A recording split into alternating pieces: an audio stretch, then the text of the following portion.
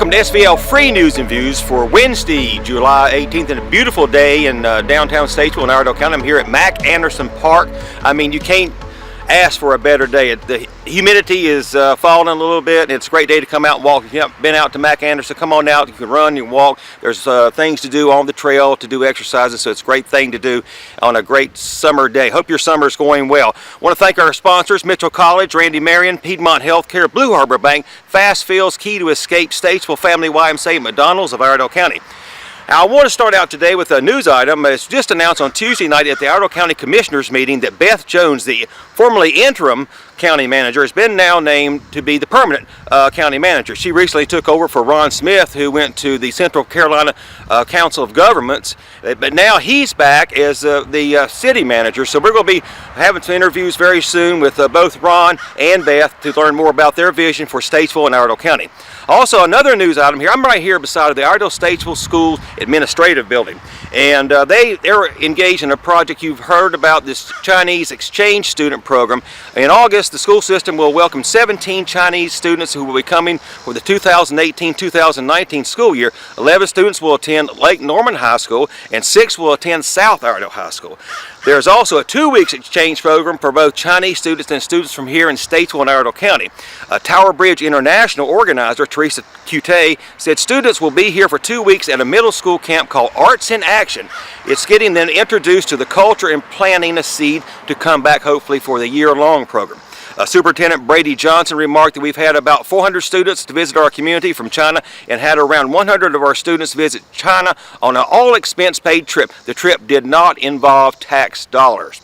Now, we have just one segment today related to this news item. We interviewed Iredell-Statesville School Board Chair Martin Page and Sam Kennington, who recently went on a trip to China, paid for by Tower Bridge International, and they had kind of 2 separate journeys in one trip. Sam took a tour of some very rural schools in China, while Martin toured more urban schools. So we're going to hear from Martin and Sam to talk about. They interviewed with Mike Fuhrman and to hear what they had to say about school system in China and how this exchange program is benefiting Iredell-Statesville school system. Let's take a look. Thanks, Brian. I'm here at the ISS Administrative Building on Race Street with Iredell-Statesville School Board Chairman Martin Page and School Board Member Sam Kennington. Gentlemen, thanks for joining us today. Thank you. Thank you for having us.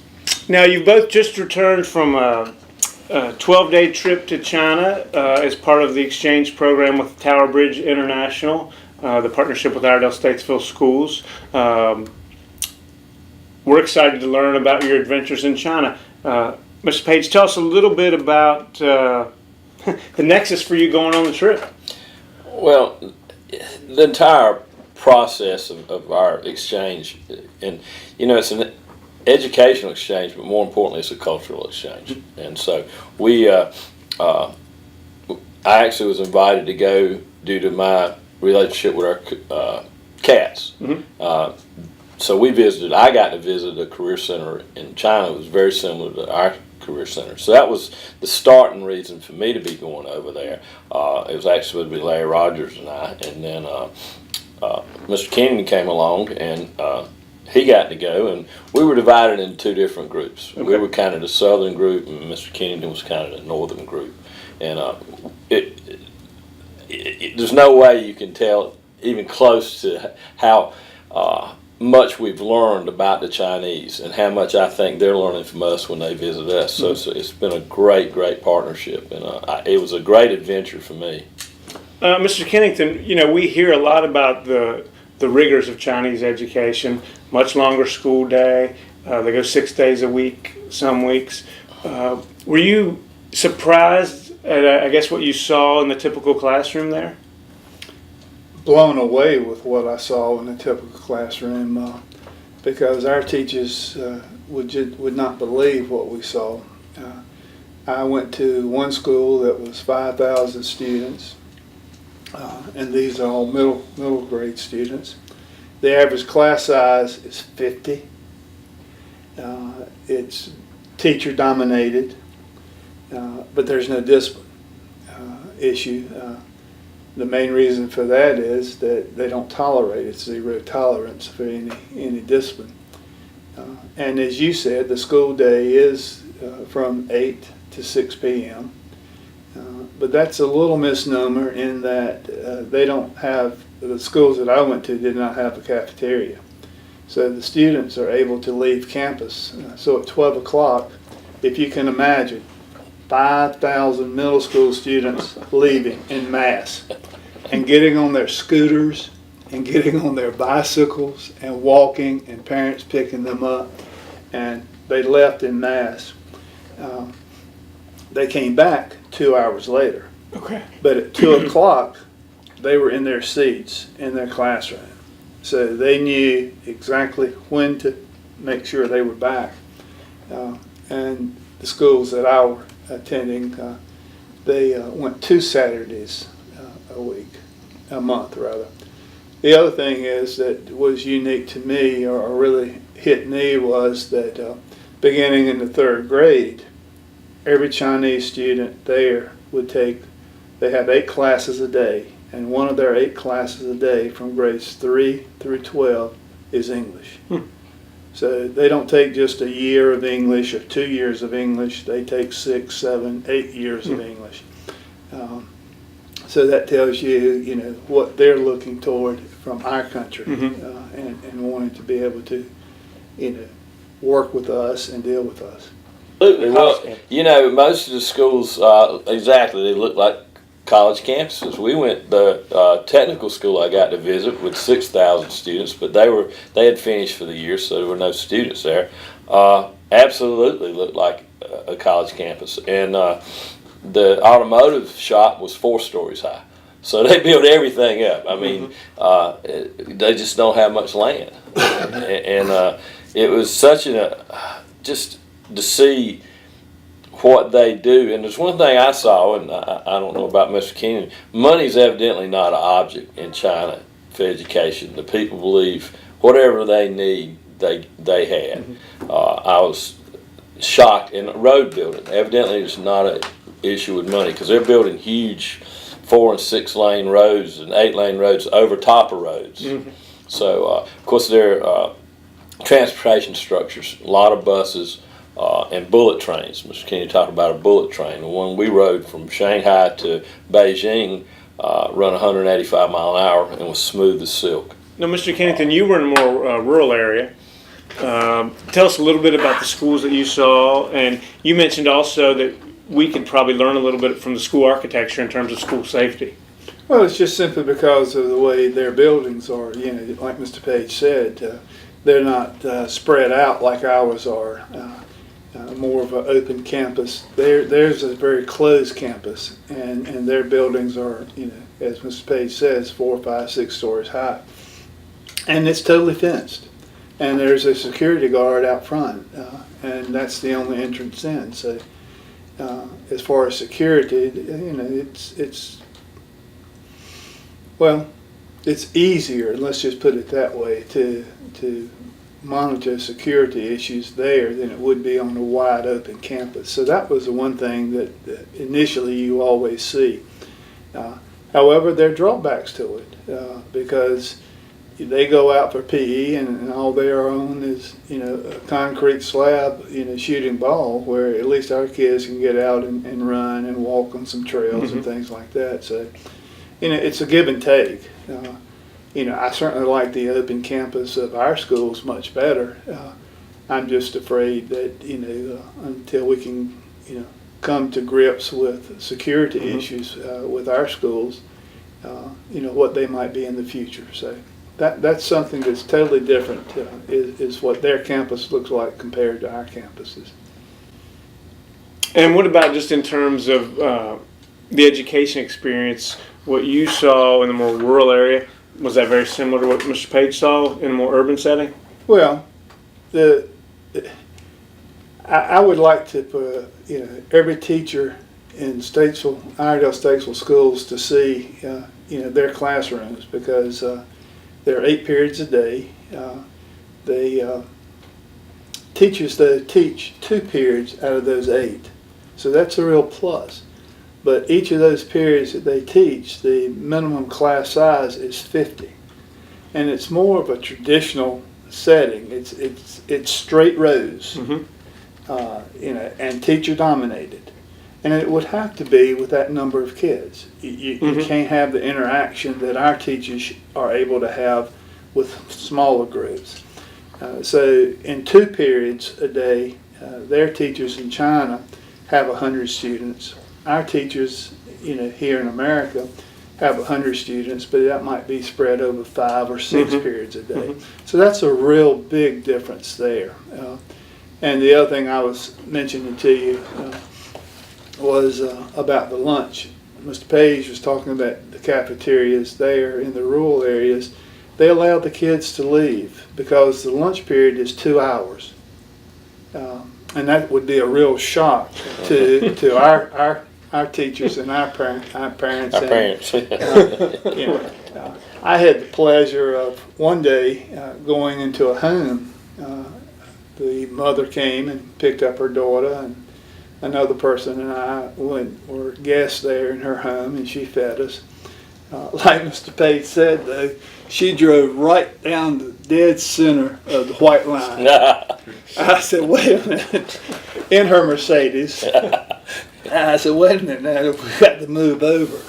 But the other thing, though, they do toot horns, but it's a courtesy toot. It's not an anger toot. And that was the difference, just a beware, I'm coming.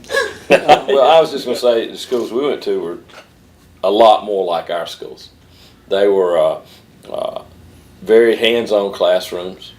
You saw a couple of classrooms that were, the old type desks, but most of them they had computer labs. They had science rooms specifically for science. But again, I think it was just such a socioeconomic difference in the schools that we went to. We saw different things. I was fascinated in that one of the schools we visited, this was a K6 school, and it had dorms. A lot of the kids stayed there, and they had a kindergarten dorm, a first grade dorm, and I'm blown away because our parents can't hardly let their kids go to kindergarten half a day, But over there, they send them to a school where they stayed all week. And So that's a public school? it's a private school. So we went to a lot. Most of the ones we went to, the upper level, were actually the private schools. Where he went to more of the, like I said, we saw 2 completely different Chinas in our trip. Which, in America you could do the same thing. Oh, yeah. It's just, and one thing they talked about was the socioeconomics there, that they have probably a larger split than we do between the lower and the higher. And they're saying they're really trying to close that gap. And that's some of the things that we're looking at, which I was involved in, was the CTE type, which is exactly what we're seeing in America now. The big push in America is these high-paying blue-collar physical activity. And most of our schools we went to, they start the day with calisthenics. And they're all lined up. And they In the classroom? Yes, in the classroom. The teachers are doing their calisthenics, and most of them are doing it. The music. Then they have breaks throughout the day, which they're up doing exercises of some sort, again, usually the music. And they take, that's an integrated part of their education is physical activity. They did a lot of Tai Chi. The kids knew that by the time they were in middle school. I really was impressed with that because it seems to be the whole body, the whole mind, atmosphere a lot more than just math or science or whatever. But TBI has been a great partner. They pay for the kids coming and going. They paid for everything. It's a great partnership, and it's worked out so well for us. And like we're not spending tax money on it. So I'm really glad that, it's a good business partnership for us. Mr. Kennington, any final takeaways for you? Well, pretty much the same as Mr. Page. I would like to commend the citizens of Statesville and Iredell County that act as host parents. Because even though they get a small stipend for hosting these young people, they are opening up their homes they're giving of their time. A lot of them have students. Most of them have students in our system. So like Mr. Page says, here comes a Chinese student, and I'll just use the example of a year. And so you can imagine that they become brothers and sisters, and they communicate, they live, they cry, they laugh, they have fun, they play with their iPods and iPhones and all that.